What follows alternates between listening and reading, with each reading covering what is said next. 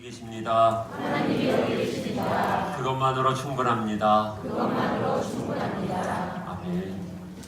지난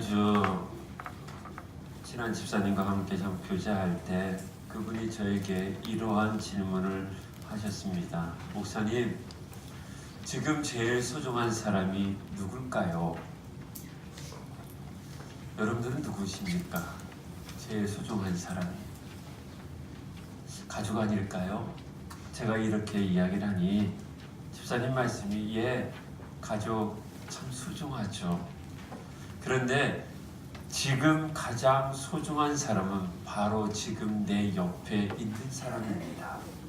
왜냐하면 내가 아프거나 사고 났을 때 나를 살리고 도와줄 사람, 바로 그 사람이 가장 소중한 사람이 아닐까요? 라고 합니다. 지난주 수요일날 요 청주에서 한 20여 분 떨어진 산동이라는 곳에 시골에서 목회하고 있는 제 친구가 목련공원에서 이제 교통사고로 하나님 품에 안겼어요. 그 사고와 이 얘기가 너무나 와닿는 거예요. 그때 누군가가 있었으며 수요 예배를 마치고 목회자 기도회가 있어서 가는 길에 미끄러져서 이제 기둥에 이제 다 박아서 그때 소중한 그 사람이 있었으며 그 한 사람만 있었으며 얼마나 좋았을까. 사랑하는 여러분, 지금 가장 소중한 사람은 지금 바로 여러분들 옆에 있는 사람이에요. 지금 이 시간 여러분들의 심장이 머문다면 여러분들의 심장을 뛰게 해줄 사람이 누가 있겠어요? 가족이 전화해서 오라고 할까요? 아니에요. 지금 내 옆에 있는 사람이 가장 소중한 사람이에요. 이 시간 우리 옆에 있는 사람에게 이렇게 좀 인사했으면 좋겠어요. 당신은 내게 가장 소중한 사람입니다. 시작. 당신은 내게 가장 소중한 사람입니다. 가장 소중한 사람. 네. 내가 보기에는 안 소중할 것 같죠. 그러나 여러분들이 아플 때, 지금 만약 이 시간에 쓰러질 때 옆에 있는 사람이 가장 소중한 사람이에요. 그래서 지금 이 만남을 우리 모두는 소중히 여겨야 돼요. 한 사람 한 사람에게 배려해줘야 되고 아껴줘야 되고 존경해줘야 되고 사랑을 줘야 되는 거예요. 그럴 때 오늘 지금 이 시간이 가장 행복한 시간, 가장 소중한 시간이 될 줄 믿습니다. 오늘 본문은 우리가 너무나 잘 아는 본문인데 이 뒷절은 우리가 잘 읽지를 않아요. 이 앞절은 우리가 참 많이 알고 있는 내용입니다. 어느 집에 아들이 둘이 있었는데 둘째 아들이 아버지의 유산을 미리 달라고 합니다. 참 나쁜 사람이잖아요. 유산이라는 것은 아버지가 돌아갈 때 물려줘야 될 그러한 재산인데 미리 달래요. 아버지 당연히 죽을 건데 나중에 죽지 않습니까? 그러니 내 몫을 미리 주세요. 아주 무리하게 요구를 하고서 그 돈을 가지고서 세상으로 나아갑니다. 그곳에서 먹고 마시면서 방탕한 생활을 하면서 모든 재산을 다 탕진을 합니다. 그렇게 빨리 그 많은 돈이 없을 줄 몰랐던 그는 결코 이스라엘 사람들이 하지 않는 그러한 일까지도 가게 됩니다. 바로 돼지 치는 일을 하게 됐죠. 이 일을 하다 보니까 아버지 집이 너무나 그리워진 거예요. 그래서 아버지 집으로 돌아갈 마음을 먹습니다. 아버지 집에 가서 자식이 아니어도 그냥 종으로라도 내가 있으자. 여기보다는 그 집이 더 낫지 않을까 하는 결론을 이루어서 이제 아버지 집으로 발길을 돌립니다. 무겁게 한 걸음 다가가는 그 아들. 아버지 집에 근처 왔을 때 놀라운 일들이 일어났죠. 고개 숙인 아들을 향해서 아버지가 달려와요. 혼낼 줄 알았는데 쳐다보지도 않을 것 같았던 아버지가 아니더라는 거예요. 반갑게 기쁜 얼굴로 그 아들을 맞이해줘요. 맞이해준 데만 끝납니까? 새 옷을 갈아입혀요. 가락반지도 끼워주고요. 신도 신겨주고요.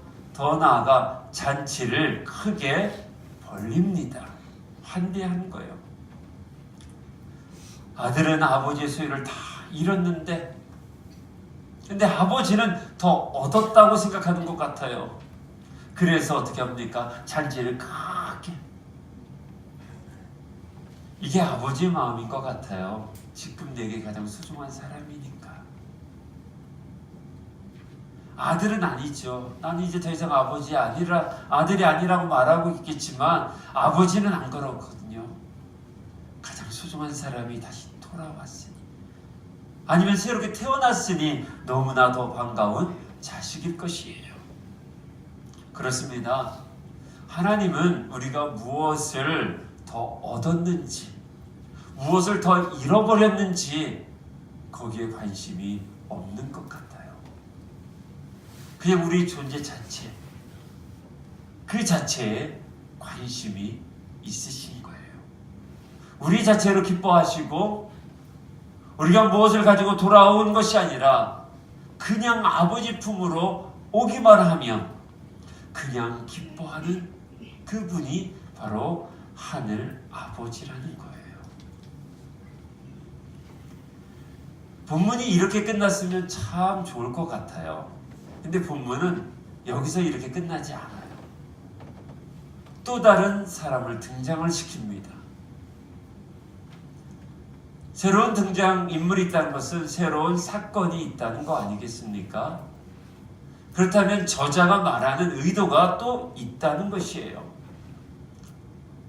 뒤쪽으로 갈수록 결론에 이른 것처럼 오늘 본문은 돌아온 탕자의 비유라고 하지만 그러나 엄연히 신학적으로 말한다면 큰아들 비유라는 장으로 분류가 되어져요.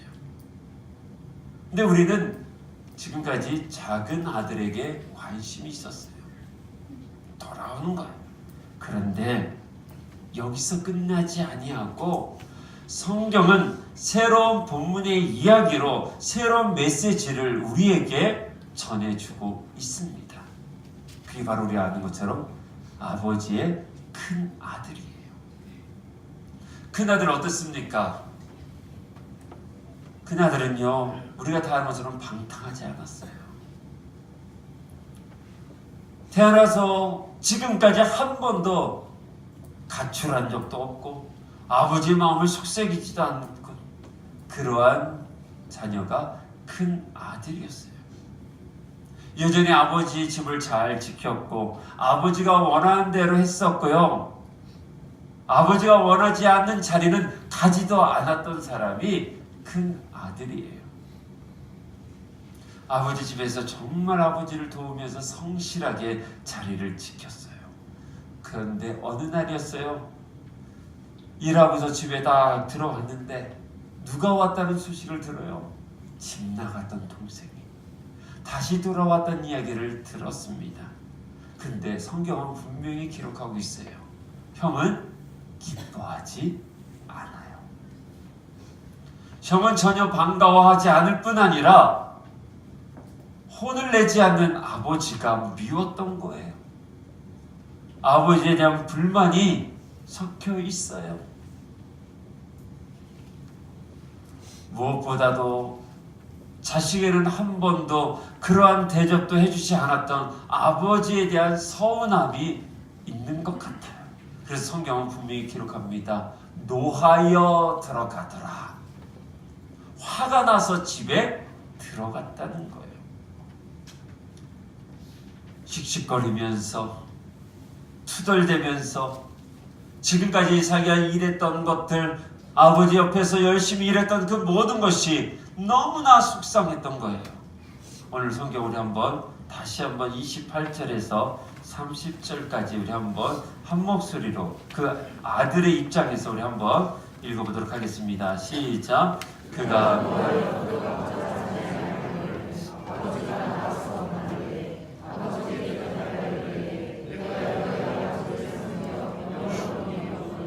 내게는 엽서 새끼라도 주어 나와 내 것으로 즐겁게 하신 일이 없더니 아버지의 살림을 창자들과 함께 삼켜버린 이 아들이 돌아오매 이를 위하여 살찐 송아지를 잡으셨나이다. 아멘이 안 나오지 않습니까? 동생이 돌아왔는데 아버지가 해주는 그 행동이 너무나 싫은 거예요. 이 아들의 내용을 좀 보면 지금 큰 아들은 작은 아들과 지금 비교를 하고 있어요. 지금 비교하고 있는데 작은 아들은 자기 동생은 어때요? 돈도 다 탕진하고 돌아왔는데 아버지가 그렇게 이전에 한 번도 보여주지 않았던 표정으로 아들을 맞이하면서 잔치를 배설하고 있는 거예요. 우리는 다른 거는 다 참아도요, 남과 비교 당하는 것은 참 견디기가 힘들어합니다. 게다가 그냥 비교도 아니요, 불공평하게 나를 다루는 것에 대해서 우리는 매우 화가 납니다. 조직사회에서는 어떤 관계 속에서 내 말을 들어주지 않고 누군가에 대해서 더 높게 칭송해 줄 때 우리는 되게 불편해합니다.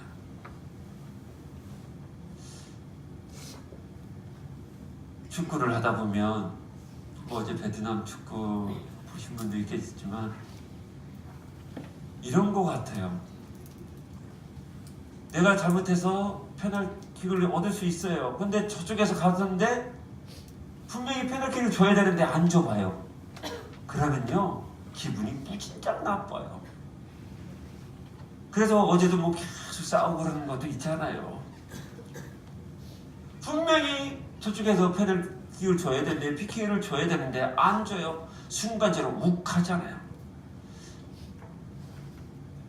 순간적으로 치밀어오르는 화 때문에 또한 불공평하다는 생각 때문에 너무나 놀라운 우리의 깊은 영성이 다 축구 하나로 무너지더라고요. 이거는 축구만이 아니라 여러분들이 살아가는 세상에서도 마찬가지예요. 참 열심히 기도하고 믿음 생활하는 것 같은데 누군가가 나와 누군가를 비교하고 있고요. 또 말도 안 되는 불공평한 일들을 여러분들이 당했을 때 여러분들 주님 찾습니까? 먼저 화가 나지 않습니까? 어떻게 이럴 수가 있느냐고, 내가 당신에게 얼마나 이렇게 많이 해줬는데 나에게 이럴 수 있느냐고 우리가 화를 내죠. 영성보다는 감정이 더 우리는 크게 되어 있어요. 왠지 나만 손해보는 것 같은 생각이 우리 마음에 찾아올 때 그 충만한 은혜가 충만한 서운함으로 바뀌더라고요. 그러면서 감정적으로 우리는 행동을 하고 반응을 합니다. 큰아들은 오히려 자신은 문제를 일으키지 않았고 그러한 잔치를 벌이고 있는 그 못된 아들보다는 훨씬 나은데 어떻게 자신에게는 한 번도 해주지 않은 일들을 저 녀석에게는 해주는 걸까? 도저히 이해가 안 된다는 거예요. 불공평하다는 거예요. 우리도 종종 이렇게 말하지 않습니까? 어떻게 저렇게 행동하지? 나는 이해가 안 돼. 저 사람이 상식이 있다면 어떻게 저렇게 하지? 그러면서 불공평한 일에 대해서 분개를 우리는 참 많이 해요. 근데 그것이 교회 내에 참 많아요.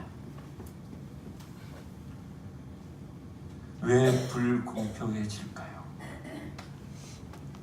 왜 그렇게 받아들일까요? 그거는 내 기준으로 이해를 했기 때문에 그래요. 졸다가 깨셨겠네요. 성도 여러분, 순종적이었던 큰 아들의 영성은 불공평을 느끼는 순간, 비교당하는 느낌을 받는 순간, 나를 쉽게 본 것 같다는 느낌을 받는 순간 모든 것이 다 무너졌어요. 우리 안에도 이러한 사단의 공격은 많을 것입니다. 정말 충만했던 영성이 누군가로부터 불공평함을 당할 때, 누군가가 내 말을 들어주지 않고 나를 비교하고 있었다는 것을 내가 느낄 때부터는 내 안에 평안이 깨지고 기쁨도 사라지고 반면에 분노가 치오르면서 우리도 아버지의 집을 거부하게 되어진다는 거예요. 오늘 바로 그 내용이에요. 지금 오랫동안 아버지 집에 있었던 이 큰아들은 지금 아버지의 품을 거부하고 있는 거예요. 아버지의 집을 거부하고 있는 거예요. 사랑하는 여러분, 오늘 비유는 그 당시 바리새인들과 사두개인들을 지칭하는 비유로 읽혀지고는 있습니다. 그러나 이거는 우리의 신앙의 단면을 정확히 보여주고 있는 비유이기도 합니다. 어릴 적부터 꾸준히 신앙생활을 하고 한 번도 일탈하지 않았고 교회의 울타리 그런 테두리 안에서 크게 벗어나지 않으면서 직장생활도 열심히 했고 교회 생활도 열심히 했고 집이라는 곳에서도 열심히 생활했던 그러한 곳에서 신앙을 유지했던 사람들이 우리들이 아니겠습니까? 타락한 생활도 해본 적도 없었고 나름 순종하면서 교회 안에서 이런저런 봉사를 하면서 우리 잘 해왔습니다. 그런데 딱 거기까지예요. 주의 일도 하고 주의 말씀도 읽었고 나름 해온다고 했으나 비교당하고 있는 느낌이 들었을 때, 나를 좀 소홀히 대했다고 느껴졌을 때, 나의 헌신과 수고를 가볍게 여기는 것 같다고 느껴질 때 치밀어 오르는 서운함과 분노가, 불만이 감출 수 없는 영성으로 우리 안에 나온다는 거예요. 그래서 이전껏 모든 것이 다 무너져 버리는 거죠. 그 아들의 모습이 아버지와의 미묘한 관계 속에서 지금 충돌하고 있어요. 우리 한번 30절 한번 보십시오. 아버지의 살림을 창녀들과 함께 삼켜버린 이 아들이 돌아오매 이를 위하여 살찐 송아지를 잡으셨나이까. 아들이 그렇게 얘기를 하고 있는 거예요. 근데 여기서 어떻게 얘기를 해요? 큰아들은 둘째 아들을 자기 동생이라고 말하지 않아요. 마치 남 이야기하듯이 아버지의 살림을 창녀들과 함께 삼켜버린 이 아들이라고 하고 있어요. 그나마 개역개정에서는 이 아들이라고 표현하고 있지만 다른 번역본을 보면 당신의 아들이라고 해요. 나와 상관없다는 거예요. 내 동생 아니라는 거예요. 우리도 그러지 않습니까? 처음 지내다가도 서운함이 생각해요. 옛날에는 집사님 하다가 에이 이 집사, 그러다가 이 집사는 또 상처받는 분이 있으니까 L 집사라고 할게요. 어느 모교의 K 권사님 때문에, 김 권사님 때문에 목사님이 곤욕을 치르는 일이 있어서 혹시 이 집사님 계시냐면 용서해 주세요. 아닙니다. L 집사님입니다. 예. 그때부터는 어떻게 해요? 아니요. 목사에게 옛날에는 목사님이에요.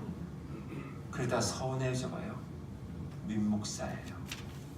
그러다가 어떻게 해요? 그 사람, 당신이 그렇게 가요. 서운하면 그렇게 소중히 했다고 생각했던 사람인데 비교함을 당하고 그 사람한테 왠지 서운함이 있을 거예요. 그러면 그때 어떻게 해요? 당신. 지금 아들이 그래요. 자기 동생이잖아요. 근데 아버지에게 뭐라고 해요? 당신의 아들이.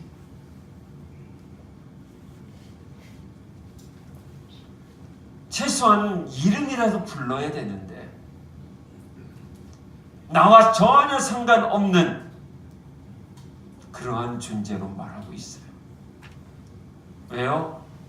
그 사람으로 인해 이미 지금 무시를 내가 받았다는 거 느껴지고 있기 때문에 그래요.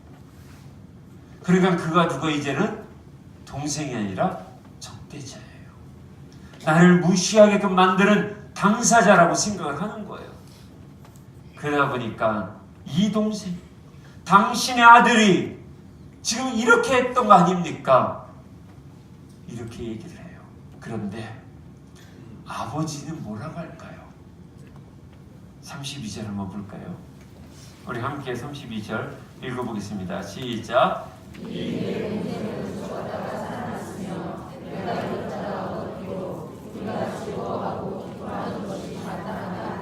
아멘. 성경은 분명히 기록합니다. 네 동생이다.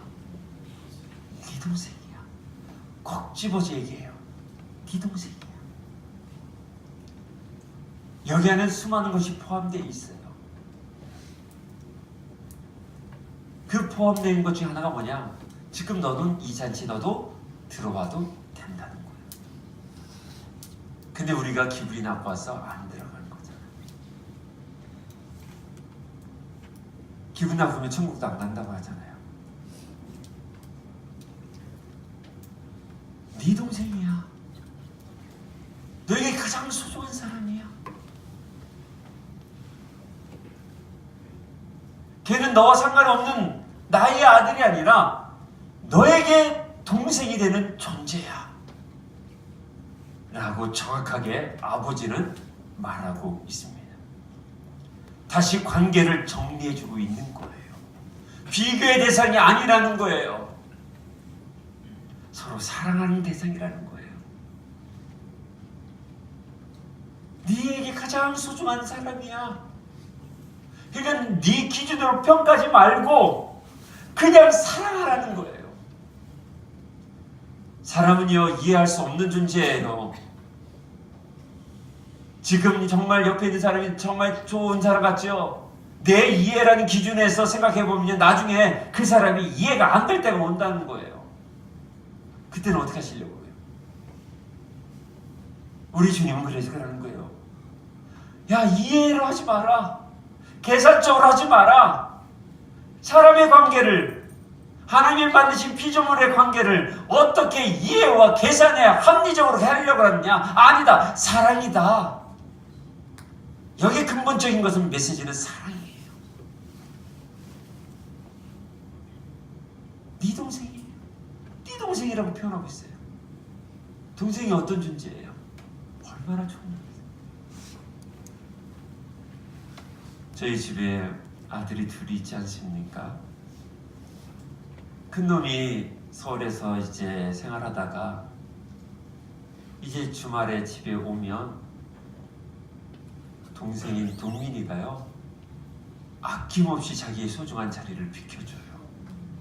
이거 뭐 그 정도는 우리 집에 그 정도 가품이 있습니다. 예. 형이니까 자기 거 챙기지 않아요. 형도 마찬가지예요. 동민이가 얘기하면 동인이도 넉넉히 줘요. 사랑하는 여러분, 우리들이 신앙생활을 하다가 이런 큰아들처럼 정말 열심히 교회 생활을 하고 봉사했는데 서운함이 왜 없겠습니까? 그런 가운데 내 안에 속상함이 가득 차서 이런저런 우리 안에 암덩어리가 우리 안에 생기고 그로 인해서 우리 안에 아픔이 있죠. 그때 우리가 오늘 본문을 좀 기억했으면 좋겠어요. 아유, 우리 목사님, 아니 우리 저기는 왜 저 사람한테 그러냐? 아니요, 그분도 내 지체예요. 상관없는 사람이 아니라 우리의 너무나 소중한 사람이라는 거예요. 그나들은요, 한 번도 일탈하지 않았어요. 나름 하라는 대로 순종하면서 아버지 집에서 봉사하면서 큰 문제 없이 살아왔습니다. 그런데 오랫동안 아버지 집에 있었지만 몸만 있었지 자신의 성품과 영성은 아버지를 닮지 못했던 거예요. 사랑하는 여러분, 이 공동체에서 생활하면서 우리가 정작 추구해야 되는 것은 내 노력과 내 봉사가 아니라 우리가 어떻게 하면 하나님의 성품을 닮아가느냐, 어떻게든지 이 공동체의 영성을 함께 품고 가느냐가 더 중요한 거예요. 열심히 봉사하는 게 중요한 것이 아니라 이 공동체를 향하신 아버지의 마음을 갖는 것이 더 중요한 거예요. 내 스타일로 내 성품과 내 영성은 아버지를 닮아가지 못하면서 교회 생활이요, 참 어려운 것 같아요. 사랑하는 여러분, 아버지 집에 오래 있어도 우리의 영성이 굳어져 간다면,